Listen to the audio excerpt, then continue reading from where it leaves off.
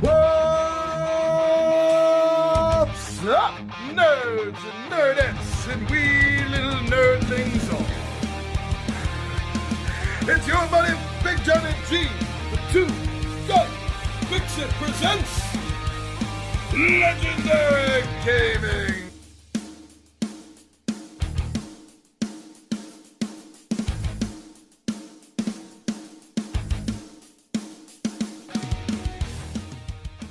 Tabletop Takeout Tuesday. We're back again as we are every week. How's it going? How's everyone been? Did you enjoy the weekend? Did you enjoy the last couple of days? How about this morning? I don't know. I'm just trying to make conversation. So what we do here at Tabletop Takeout Tuesday, you may know, you may not know, you may care, you may not care. What we do here is I'm giving you bullet points, I'm giving you reasons, I'm giving you specific points as to why I enjoy a certain title. What is it about that game that gets me to love it so much that I'm going to keep putting it down on the table, win or lose? And there's an awful lot of losing going on with me versus board games, as many of you know from watching our live playthroughs. Now, today's title is delving into the corporate world. A world of corporations within corporations, an umbrella type of situation, but not the Umbrella Corp. Legally speaking, no. No, we're talking about a company just as evil and ruthless, a company that is there to give you a handout, but you really don't know what it's taking in return. Until now. With the zombies at the door, the city is being overrun, and only one company can help you with this evacuation kit. Raxxon by Plaid Hat Games. So why don't we get together and I'll tell you what it is about this game that keeps me putting it on the table. Speaking of the table, I'll see you down there in a moment.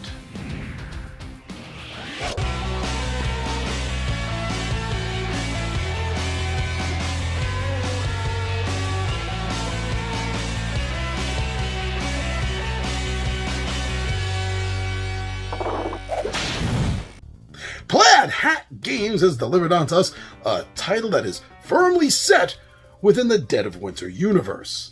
I have the feeling that this is somewhat in the earlier days of the zombie apocalypse of that game system, of that universe, if you will, because there seems to still be evacuations going on. While in the other three core games, well, one core game and its expansions, right, Dead of Winter, The Long Night, and if you have both of them, you can incorporate them with Dead of Winter Warring Colonies. So now, this is not part of that series, but it is part of that world setting. There are actually two characters that can be used in the Dead of Winter games, and that's really kind of cool, and they have their own Crossroad cards to be incorporated into the set. I'm going to be talking about Crossroad cards in a moment. Whether you're familiar with that or not, give me a moment and we'll get back to that. I'll turn around to that point. Now, this is set, from what I can tell, like I said, it seems to be somewhat in the early days. And things are very hectic, very crazy in this setting as people are trying to actively be evacuated from the city while still at the same time making sure that no one that's infected is obviously going to get out with the healthy, uninfected individuals. You got to keep them separate at all costs if you want humanity to survive. Now, before we get too far into it, the Crossroad cards.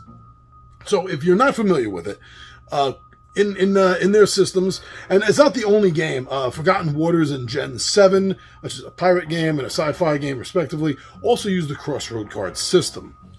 See, with this, it doesn't use the Crossroad card system. It has a very similar card set called the Raxxon cards, which are cards that represent the company, the corporation. Now, you usually, in most of them, have choices, just like you do in the Crossroad cards. The choices aren't necessarily quite as horrible as many of the choices can be in their other series of games. But what this does in place of some of the abject horror of humanity is it places Raxxon in a position of power. And if they get too much power, they are going to win the game. Not the players, not the zombies. They're not really the good guys. So this does not have crossroad cards, but it does have cards that mimic them very, very much so. And I think that they made a good addition in the game without having it go completely all out crossroads. And they didn't need to go that extra deeper moral humanity questions, being raised kind of situation that the cards in the crossroad card games do. This is a lighter version of it, which is why they don't call it that, because it isn't.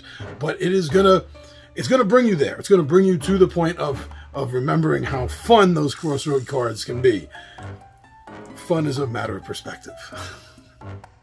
Now, another thing I really enjoy about this is the setup. The setup time to this game is very quick. It's very easy because there are not a lot of components to the game. You have a small board, which is good enough. Actually, it's a card holder. It's a board, but it's really kind of just a play mat for card holder placement, really.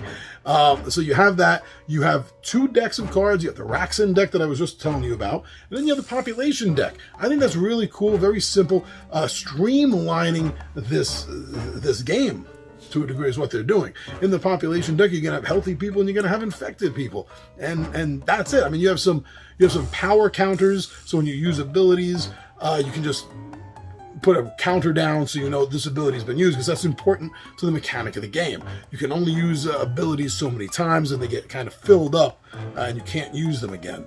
So those are there. Then, of course, you have the character cards in the game and the rule book. So it's really, really light on the components. So light that, as I was saying, it makes setup time incredibly fast, and breakdown time likewise. You're going to have the game on the table, and then when it's time, you're going to get it off the table in no time whatsoever. It's you don't even got to add that time into how much time are we going to be spending playing games today. You don't have to add that in. It's non-existent. Okay, now, remember a moment ago I was telling you that you use your abilities and your powers, you only use them so many times, and then everything has to be reset. What I like is at the very beginning of a turn, so obviously not at the first turn of the game, but moving forward, the first thing you do on the turn is you have to deal with what they call consequences. When you use powers and abilities, you use your skills and talents, there's going to be consequences to what you just did. And these consequences can ramp up really kind of fast, and this is what causes, to a degree, in the game mechanics, the zombie horde to start becoming rather unmanageable and large. So what we got going on here is that these abilities and talents, they have what's called consequences. In the beginning of every turn, that's what you have to deal with. You have to deal with the consequences of the previous turn. And I think that this is really fun. I like this. It gives it a sort of cliffhanger sort of feel to it. You do what you need to do, your turn's over, and you have to wait to the beginning of the round again before you find out what the consequences are of the actions you just took.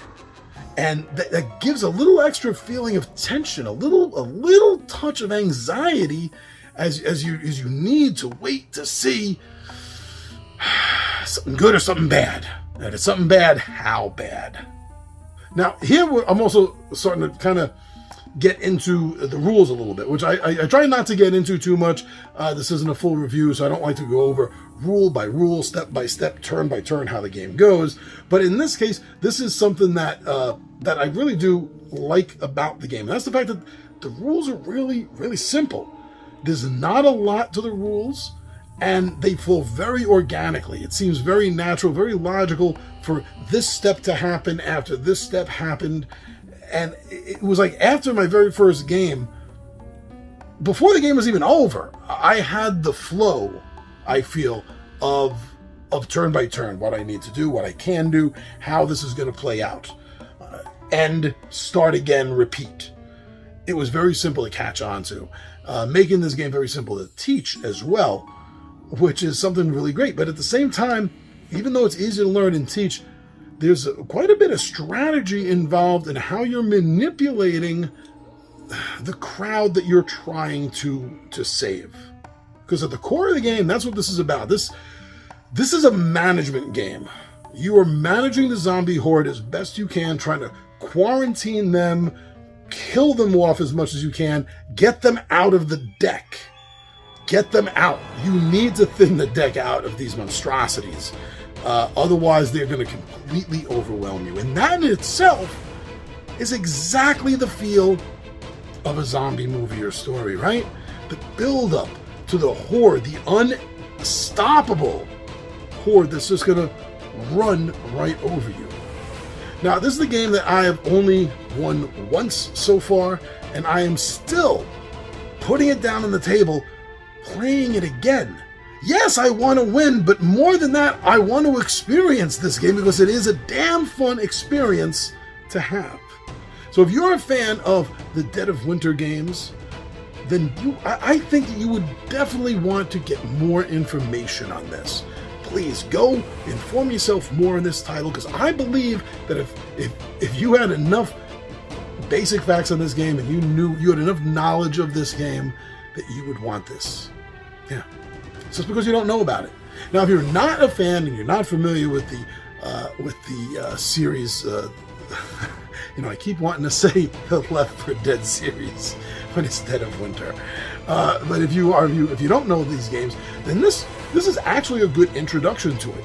Although it doesn't play quite like the other games do in the series, this is a great introduction to the game. Just from time-wise alone, you're getting in on the story early on. That's my take on it. But I've really enjoyed playing Raxxon, and I think that this Plaid Hat Games is worth the time for you to get more information on it.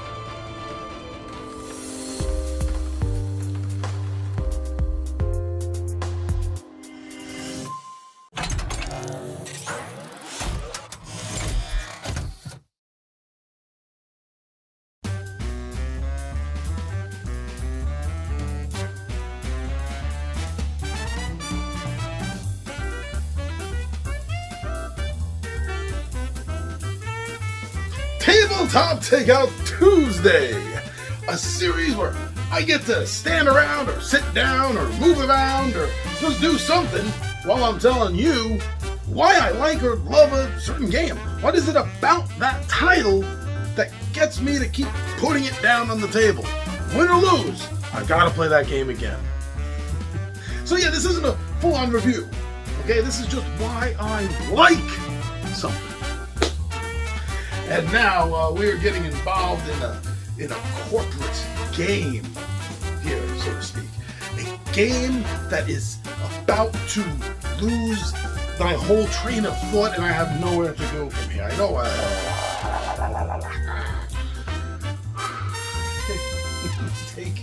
Take the dose, me, amigos.